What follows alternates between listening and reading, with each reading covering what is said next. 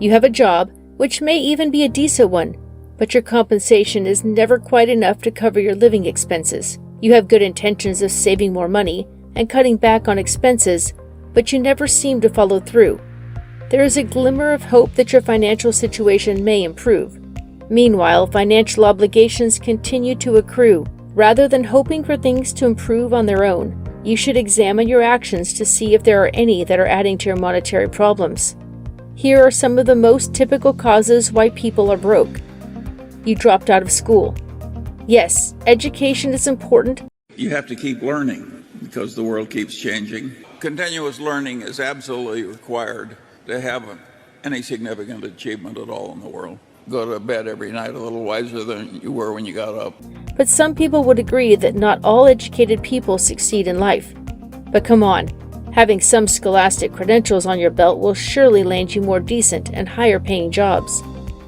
A bachelor's degree holder may expect to earn more than double that of a high school graduate over the course of their lifetime.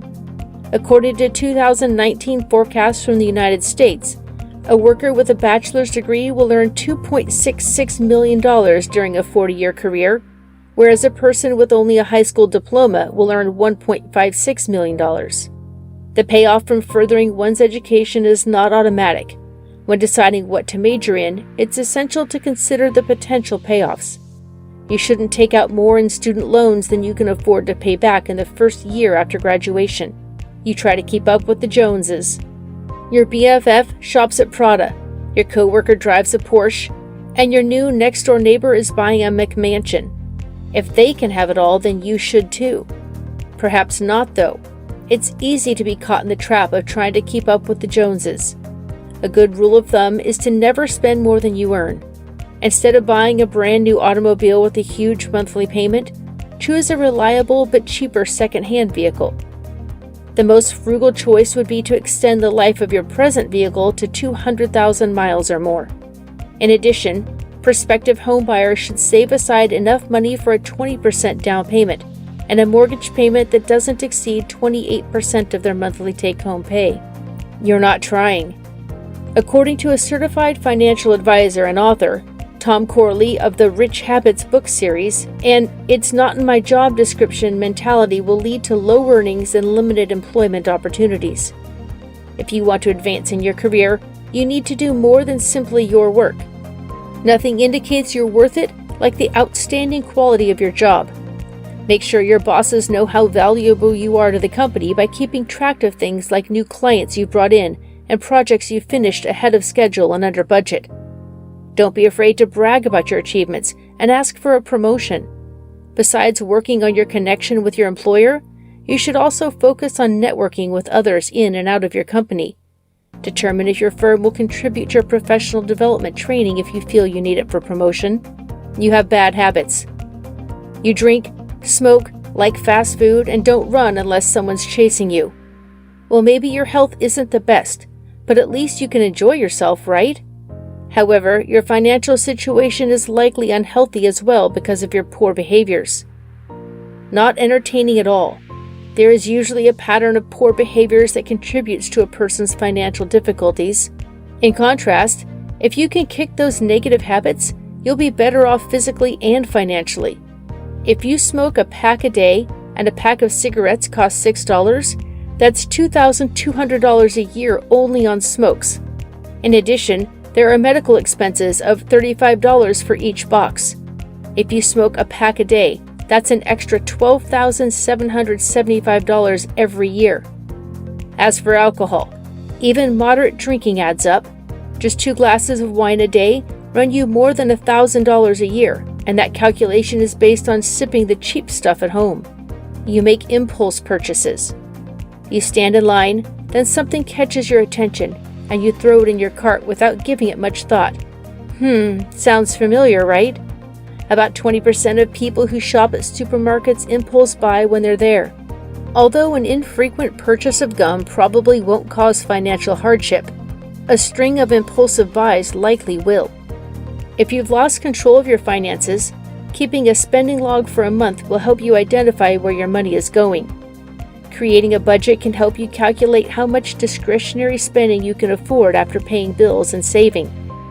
Then, Before every shopping trip, write down a list and stick to it.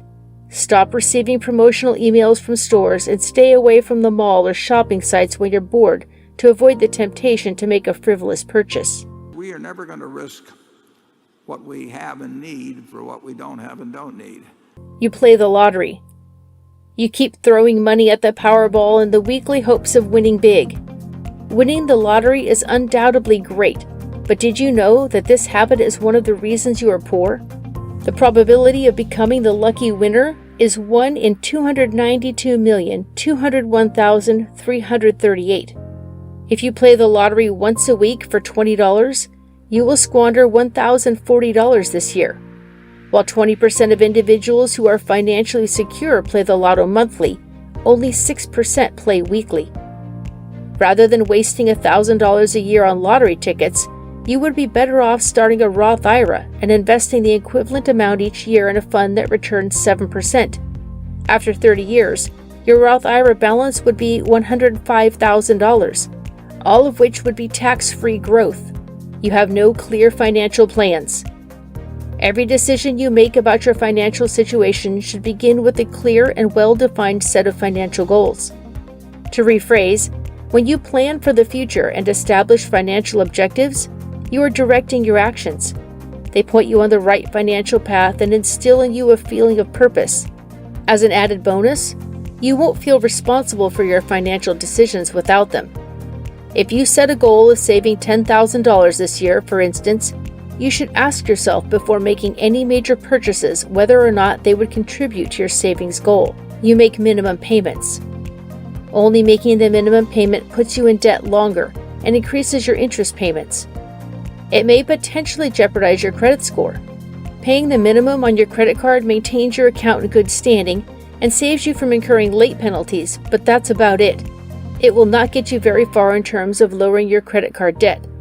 As a result, there is no financial progress as you are stuck paying the interest.